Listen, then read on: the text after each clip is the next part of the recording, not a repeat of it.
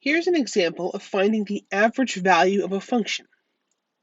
Let's find the average value of the function f of x equals 2x squared minus x cubed on the interval from -2 to 2. You don't have to graph the function in order to find the average value, but I think it can be helpful to look at what the graph of the function looks like to get a sense of what we expect the average value to be before we start. Our function is f of x equals 2x squared minus 3x. You can factor this function, so that f of x equals x squared times 2 minus x, and therefore crosses the x-axis at the origin and at 2. And you can use a few more techniques from Calculus 1 for curve sketching to see that the graph is going to look something like this.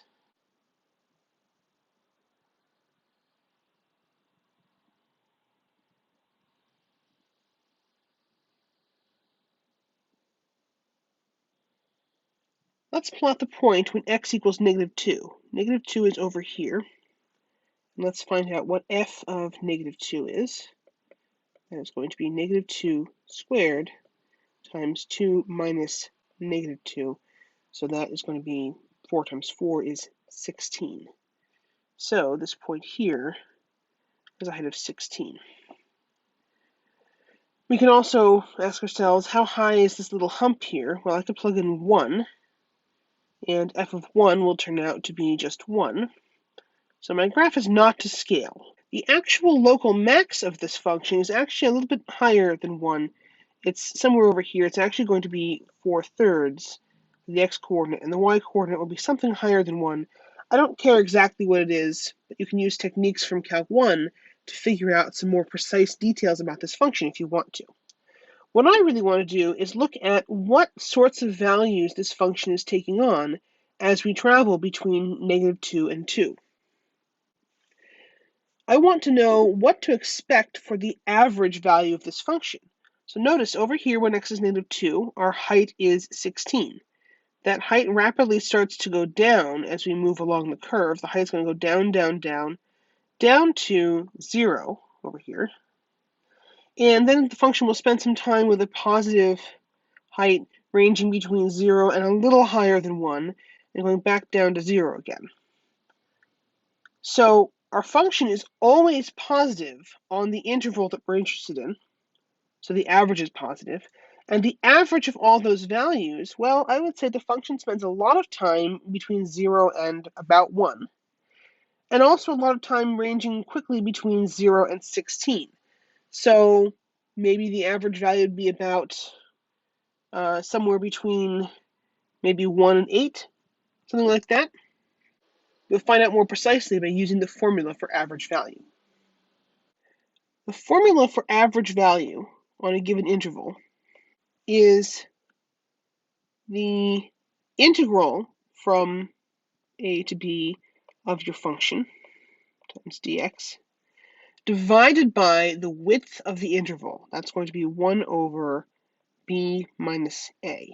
So a is the lower bound on the x and b is the upper bound on the x. We'll take 1 over the width of the interval times the integral, which is essentially the sum of all the values. This is kind of analogous to taking an average of a finite list of numbers. You'll add up all the numbers and divide by however many numbers there are. We're doing kind of the analogous thing here. Let's fill it in this specific case. Our b, our upper bound, is 2, and our lower bound is -2. So we have 1 over 2 minus -2 times the integral from -2 to 2 of the function 2x squared minus x cubed dx.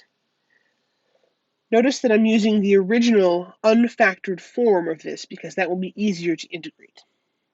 Now let's just compute this. We're going to have 1/4. We can do the integral right now. The antiderivative of 2x squared will be 2/3 x cubed minus the antiderivative of x cubed, which is 1/4 x to the 4th, evaluated at -2 and 2. I would encourage you to complete this integral on your own, pause the video here and finish it, I'm going to go through the process, but it will be easier for you to follow if you are doing the process yourself than having to watch somebody else do it. Nevertheless, let's do it.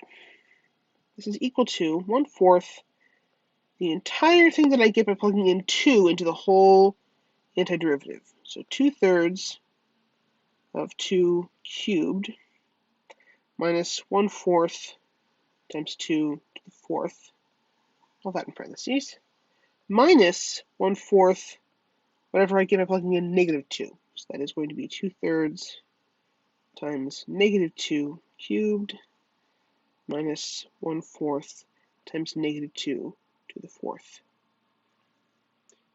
We'll just work all this out. I'm going to keep the 1/4 factored out for now. 2 to the 3rd is 8 times 2/3, that's 16/3. Minus 2 to the 4th is 16, divided by 4, we get 4. Okay, minus 1/4 times the other expression here. -2 to the 3rd is -8 times 2/3, that's -16/3. -2 to the 4th is +16. 1/4 of that is 4, but there's still a negative in front of that 1/4, so it will be -4 here. And 1/4 of each of these expressions here, 1/4 of 16/3, that is 4/3, minus 1, minus 1/4 times -16/3, that's actually plus 4/3, and minus 1/4 times -4, that is plus 1. So our 1's cancel out. 4/3 plus 4/3 is 8/3, which is 2 2/3. And that is the average value of our function on the interval that we were interested in. We looked at that interval and we said we thought the average ought to be somewhere between about maybe 8 and 1, somewhere in there. We weren't quite sure where it should be within that range. So 2 2/3 is probably reasonable.